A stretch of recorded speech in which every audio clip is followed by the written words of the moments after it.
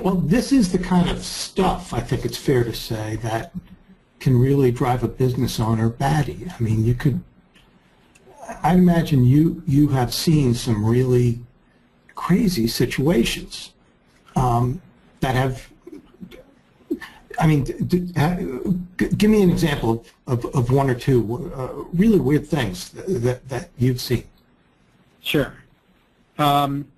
So we have a client who's a business management firm. So it's a CPA firm, and they basically manage. They're not like an investment advisor in terms of managing their money, but they manage basically the day-to-day bookkeeping and check writing for the rich and the famous. And one day they got a call from the bank saying, "Hey, we just got a draw on this bank account for X number of dollars.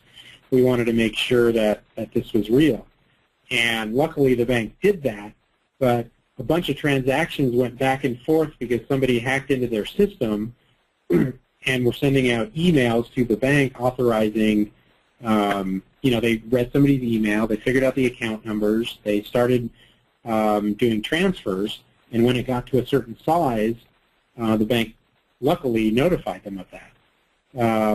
But it was all because somebody was able to get into their systems.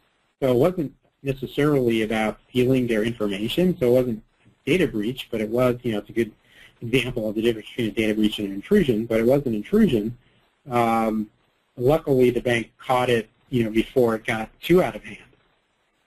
So that was pretty interesting. And like I said, one of the earlier examples was, a BitTorrent site using a client's resources to host and serve up illegal movies that they had, stolen.